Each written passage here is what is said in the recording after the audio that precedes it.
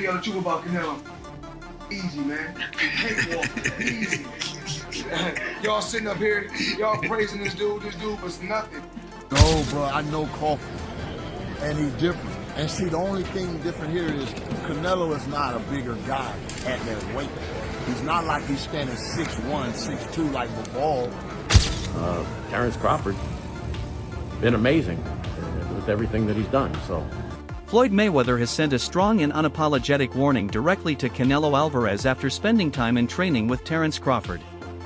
Floyd, never shy to speak his mind, went as far as saying that Canelo would be easy work for Crawford, reminding fans that he himself beat Canelo when he was nearly 40 years old.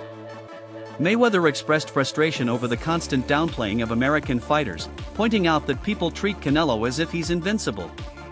In Floyd's view, that perception is completely overblown. Canelo is talented, yes, but far from the untouchable force he's made out to be.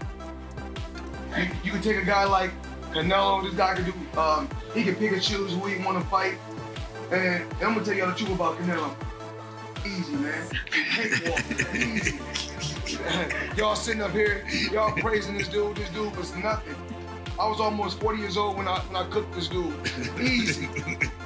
Y'all always disrespecting our fighters.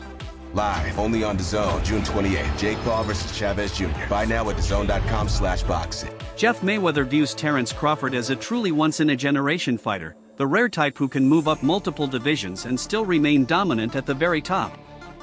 Jeff explained that very few fighters in history could even think about jumping up to challenge someone like Canelo Alvarez and still have a real shot at winning. But Crawford, with his impeccable style, unmatched discipline, and razor-sharp ring IQ, belongs in that elite category. While Canelo has power, experience, and size, Jeff believes Crawford is more complete in every aspect, physically, technically, and mentally. He's not just predicting Crawford will compete, he's predicting Crawford will outclass Canelo entirely. Jeff, looks like we got a fight coming up in the fall here between Terence Crawford and Canelo. A fight that's been talked about a long time. Initial thoughts on the potential of this fight? Great fight, two great fighters. I think that moving up 2 weight classes is kind of tough, but if anybody can do it, I think it would be Terence Crawford. I mean, skill-wise, I think he's a better fighter than Canelo, but Canelo is also a great fighter but he owns that weight class that he's in. So I would just say that I think that Crawford has to fight almost a perfect fight to win, and take advantage of Canelo's mistakes. Shannon Briggs brings a personal touch to his prediction, having watched Terence Crawford grow and develop since childhood. For Briggs, seeing Crawford prepare for a fight of this magnitude is deeply emotional. He believes wholeheartedly that Crawford won't just win, but will stop Canelo before the final bell. Drawing from his own decades of experience in the sport, Briggs says Crawford's laser focus, relentless drive, and evolution as a fighter make this moment more than just another fight. It's the crowning chapter of a lifelong journey, destined to end in a statement-making victory. Of all the pushing, the shoving, the build-up, the anticipation, the weight differences too. Yeah, I think it's gonna be a great fight. I got Crawford by stoppage, and I known him since he was a little kid, 12 years old. So to see him now fighting for a title in such a big fight, it's a great experience, great to see. Last question for me then, how do you think Crawford stops him? How do you think he's able to work Canelo enough for him to stop the fight, drop, knock him down? How do you think this is possible by Crawford style? He gonna box him, he can fight both ways. He gonna trick him up. One thing Canelo showed is that he can be outboxed. But I think this time in the late rounds, I think Crawford gonna have something for him. Shannon, always good to see you, my friend. You're the best, champ. Let's go, champ. Renowned analyst Al Bernstein offers a measured, tactical breakdown of the matchup. He notes that Crawford's jump in weight is not as intimidating as it seems on paper, especially given the current state of Canelo Alvarez. Bernstein points out that Canelo is no longer the same explosive, unstoppable force he was 5 or 6 years ago. Time, wear and tear, and stylistic adjustments have taken a toll. While Canelo remains dangerous, Bernstein believes the version we see today is beatable, and a disciplined technician like Crawford has all the tools to expose that. For Crawford to go up to, he started below 147 obviously as a fighter, so he's going pretty far up in weight. Now Canelo himself was a 154 pounder, so you know he went all the way up to 168, but there's a little difference there, and I think that that's a big issue. Now, whether that's enough to make it impossible for Crawford to win this fight, that remains to be seen. This is a different Canelo Alvarez. It's not the same one from 5 years ago, or 4 years ago, or even 3. So there's that. And then there's all the different eccentricities of each boxer.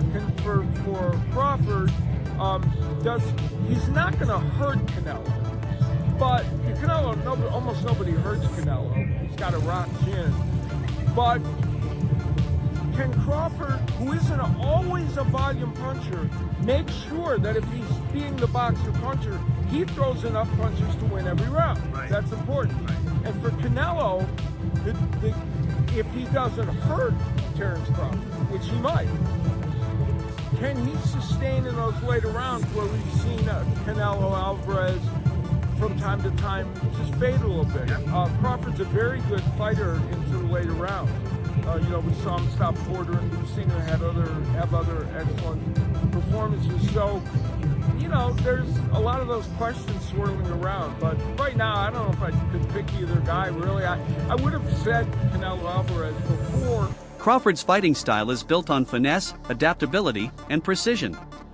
Whether switching between orthodox and southpaw, his mastery of distance, timing, and space control is unmatched. He's a cerebral fighter who methodically breaks down opponents, studying their patterns and exploiting every weakness. Against someone like Canelo, whose power and timing can end fights in an instant, Crawford's ability to stay composed, avoid unnecessary exchanges, and dictate the tempo becomes his most dangerous weapon. This isn't just about skill, it's about the intellect and mental control he brings to every fight. Somebody whose style is based around being the bigger guy, being the stronger guy. But Crawford is a very cerebral, very technical boxer, and I think that's why I'd never really considered this before. But also, I didn't actually realize until I sat down properly and thought about this, just how much weight Crawford has been piling on when he gets into the ring after the weigh-in. And look, these are not numbers that are out of the ordinary, but he's obviously cutting himself down so much in camp from whatever his walking around weight is. And it must be muscle that he's taking off. And perhaps that's why he's only fighting once a year, because there will be some fat, of course there will be, but the dude is not overweight. The dude still looks pretty ripped from what I've seen when he's not in training camp. However, there's not that many photos of him with his top off when he's not actually in training camp. So it's really hard to tell what his body composition is when he's walking around at these big weights. But the fact is, his fight night weight was 169 let's just call it 170 pounds. The jump from welterweight, 147 pounds, to super middleweight, 168 pounds, is huge, but Crawford has approached it with a meticulous, strategic plan. Whether you view it as a 2 or 3 division leap, it's still historic territory. No one has ever become undisputed champion in 3 different weight classes. Crawford intends to be the first. His transformation hasn't been about simply adding mass, it's been about preparing his body for peak performance at the higher weight. His conditioning remains elite, and his strength gains are purposeful, showing that he's not just bulking up, he's leveling up. 69 let's just call it 170 pounds, which is huge, absolutely huge for a 154 pounder. Especially, it's just shocked me that he's come up from 135 and now he's still putting on that much weight. He's rehydrating that much at 154. And indeed, to bring us even closer to the modern day, the thing that was posted, and again, this is the second time we've seen this, is why I'm kind of thinking there's a bit of a theme here with Crawford posting his weight when he's not actually in full training camp. On February the 9th, 2025, he posted an Instagram story and he showed himself weighing 186 pounds on a gym scale. Now, that's so much bigger than I imagined Crawford would be. I never thought this guy would walk around 186 pounds, which for anyone who needs the conversion is just over 84 kilograms. And now look, it's not an unthinkable weight for someone, but for someone who has fought as low as Crawford has, who is generally as lean and as in shape as Crawford is, that's a lot of weight. I've tried to find photos of Crawford from around that time, and I can't really dig anything out to show you what he was looking like at that weight. But that's pretty big. And there was a bit of a joke in the Piers Morgan interview I noticed and I clocked, where Piers asked him what he was weighing right now. He said, I weigh 155 pounds. And I just thought to myself, there's absolutely no chance. Why would he bulk up and then in the space of just over 4 months cut the best part of 31 pounds? Like, that makes no sense. So he was definitely joking about that, just like he was joking about only earning 10 million for this fight. So when he fights Canelo, he's going to be at the super middleweight limit, which is 168 pounds. So when you look at that, you sort of go, okay, that's an 18-pound weight cut, which is not bad at all. But 186 is his walking around weight. So what will his weight be that he actually cuts from to make 168? David Benavidez, never one to filter his opinions, reignited controversy by accusing Canelo Alvarez of possible steroid use. While no proof has been presented, Benavidez stated he has no doubt in his mind, a claim that casts suspicion over Canelo's physical dominance. These allegations, true or not, feed into long-standing skepticism among some fans about Canelo's performances, especially now that he's aging and facing technically superior fighters like Crawford, who may be lighter naturally but possess sharper skills. 100% confident in himself. I don't know why he wouldn't fight me, especially since, you know, seeing that everybody in his team is on steroids, which means including him, so he never got off steroids. You think he's on steroids? Of course. How does five? You saw De La Hoya how do five people out of your camp get tested positive for steroids? Right. You know, I mean, all those fucking dudes in that camp. In the intense build-up to the fight, Crawford's body language has spoken volumes.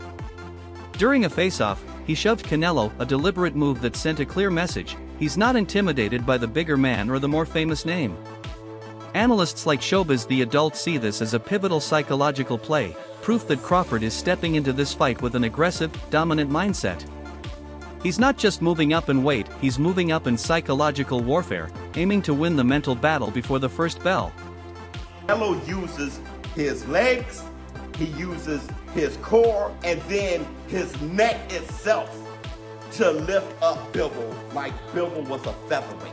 That is a huge representation of how strong Canelo is. When you look at his workouts, you can tell why he was able to do that. All these damn neck exercises that I wouldn't dare do. Okay, that stuff looks painful. The squatting and all that stuff that he's doing is exactly why Canelo Alvarez, honestly, is a strong fighter. He tried to do it again with William Skull. William Skull shook out of it. But he is a bull. Listen, Terence Bud Crawford is strong. He is, okay? And he understands leverage and he understands those things because he wrestled. Honestly, very true. But Saul Canelo Alvarez is also extremely strong. Now let me know how you feel in the comments below. We in the zone, war room. Antonio Tarver stresses that size won't be the deciding factor here. He believes skill will outweigh pounds when it comes to this outcome. Tarver says that if the same sharp, relentless Canelo who beat Caleb Plant shows up, he could make this a tough fight. But if we see the slower, more methodical Canelo that's shown up in recent bouts, Crawford will find openings, exploit them, and take control. About this before, you know, Crawford and Canelo. You know, you're a fighter who's moved up right in weight and won fights. Like, so what is it that, like, what questions in your mind as a smaller fighter moving up and in the ring are you trying to ask yourself in the ring? Like, what questions are you kind of like? No, bro, I know Crawford, and he's different. And see, the only thing different here is Canelo is not a bigger guy at that weight. He's not like he's standing 6'1", 6'2", like Bivol or one of those guys. So on fight night, the size is not going to be the main thing, the most important thing. It's going to be skill set. And both of them coming with their skill set. But what I haven't seen lately is the opponents that Canelo is facing. Those guys aren't going to get him ready for a guy like Crawford. So Canelo is going to have to go back to that grind, turn back the hands of times too. Because if he show up like he did against Skull, he show up like he did against Benavidez, not Benavidez, but Berlanga, and the other guy. What's the other guy name? Munguia. Bro, those guys, he didn't have enough activity. The last time I saw Canelo that would beat, I think, this Crawford was Plant. Now that Canelo come cutting the ring, all throwing combination to the head and to the body, active, it's going to be a fight. It's going to be a hell of a fight. You know what I mean? And I still think I give Crawford a chance even then. So that's what type of talent I think Crawford is. He's definitely going to have to get. Marcus Brown dismisses the idea that Crawford should fear Canelo's power. He reveals that Crawford regularly spars with much larger fighters, including those with heavyweight builds, so taking big shots isn't foreign to him. That kind of sparring experience, Brown argues, is crucial. It builds confidence, composure, and the ability to stay sharp even under heavy fire. In his eyes, this preparation will be a major advantage when the punches start flying. I like both of them. I'm a fan of both of them, but I'm going with Crawford. You know, typically fighters, you know, they don't want to say who they want to go for because, you know, they don't want to be biased. Yeah. And much respect to Canelo, but I'm going Bud. Is there a particular reason why? Like, you're a guy that's moved up in weight, so you know exactly what it feels like to get hit by these bigger guys. Is that something that's going to play in the back of his head? Like, of course. Gotta watch out.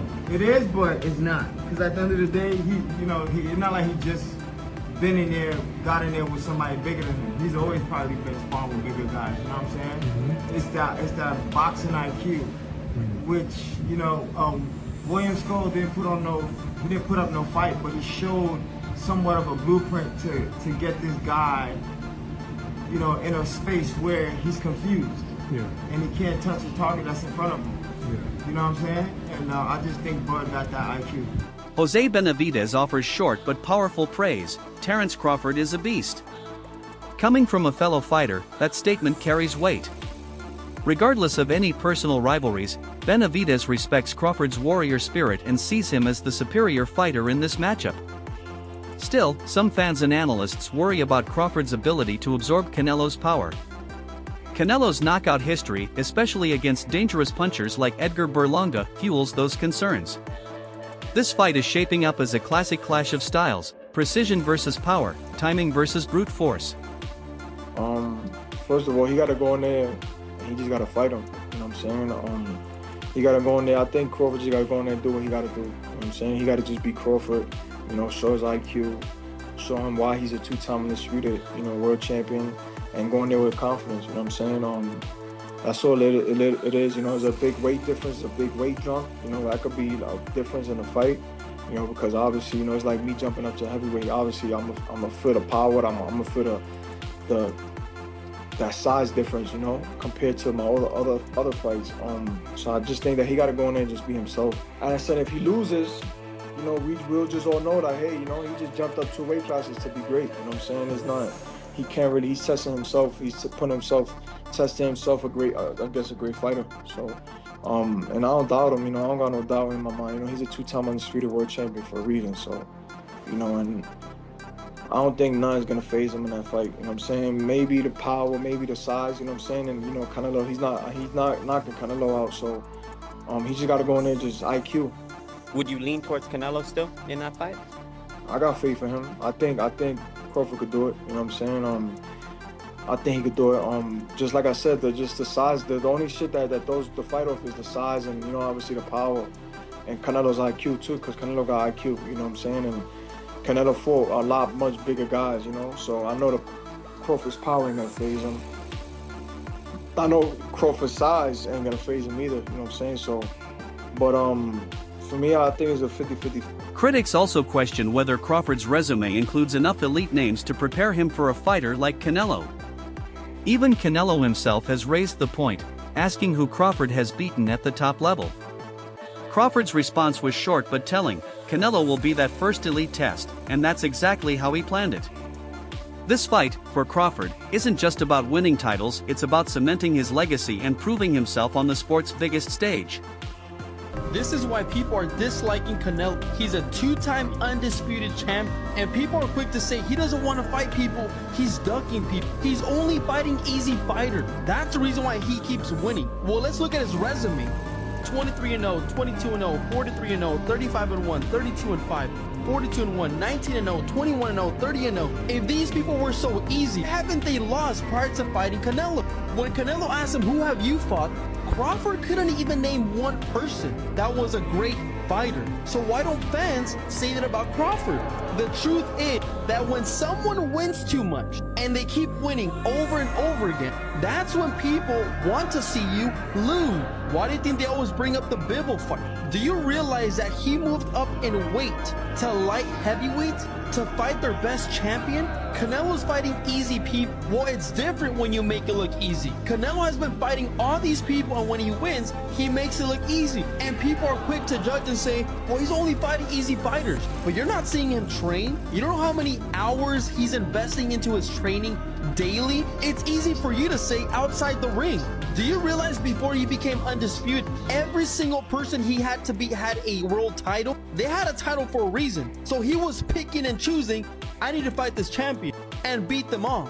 But what are your honest thoughts? Do you truly believe Crawford has what it takes to finally dethrone Canelo? But don't forget to follow for more news and finance information. Veteran broadcaster Jim Gray gives a balanced take, acknowledging Crawford's dominance and undefeated record while also honoring Canelo's status as Mexico's most accomplished active fighter.